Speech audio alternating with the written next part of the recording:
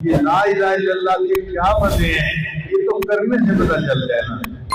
کبھی تنہائی میں بیٹھ کے لا الہ الا اللہ لا الہ الا اللہ کی ایک تصویر پڑھیں، اپنے دل پہ ضرب لگائیں، پھر دیکھیے اس کا مزہ کیا ہوتا ہے۔ یہ لا الہ الا اللہ اتنا اہم ذکر ہے کہ امام ربانی مجدد ثانی رحمۃ اللہ اپنے مکتوبات میں لکھتی ہے کہ اللہ تعالیٰ اس کلمے کو ایک مرتبہ پڑھنے پر اگر ساری مخلوق کے گناہوں کو بھی معاف کر دے تو اس کی بھی گنجائش موجود ہے۔ ایک دفعہ کلمہ پڑھنے پر اللہ ساری مخلوق کے گناہوں کو معاف کر دے تو اس کی بھی گنجائش موجود ہے۔ اب بتائیے اللہ کے یہاں کتنی اہمیت ہے ایسی لا الہ الا اللہ کے ذکر کی، اور ہم کر سکتے ہیں۔ اب مثلاً آپ لاہور سے جا رہے ہیں اسلام آباد، تو گاڑی میں آپ کے کیا کر رہے ہیں؟ بیٹھنے ہی ہے نا، تو بجائے ادھر ادھر کے خیالات میں بیٹھنے کے لا الہ الا اللہ لا الہ الا اللہ کا ذکر کرتے رہے۔ اس ذکر کو اتنا پڑھیں کہ زبان تر ہو جائے۔ حدیث مبارکہ میں آتا ہے قبر میں سب سے زیادہ جو عمل فائدہ دے گا وہ اللہ کا ذکر ہے۔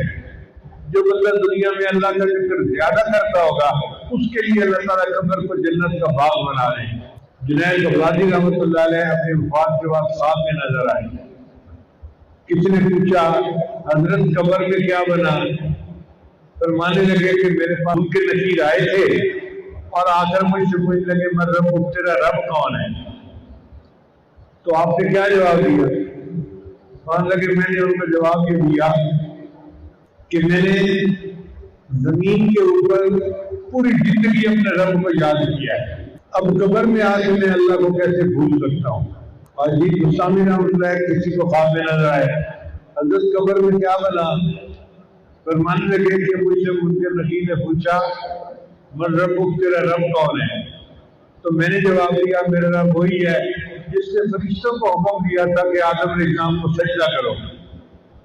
کہنے لگے میرا جواب سن کے وہ کہنے لگے اس کا تو سبق بڑا پکا ہے، چلو یہاں سے۔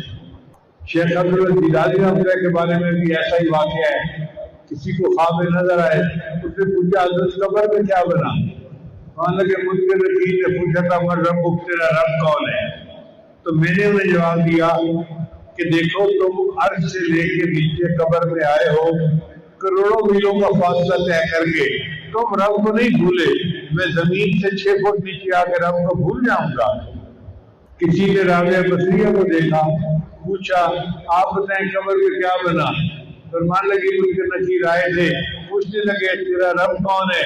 تو میں نے انہیں کہا کہ اللہ کو جا کے کہو اللہ تیری اربوں خربوں مخلوق اور اس اربوں خربوں مخلوق میں تو ایک مجھ بڑھیا کو نہیں بھولا، میرا تو تیرے سوا کوئی ہے ہی نہیں، میں تجھے کیسے بھول سکتی ہوں؟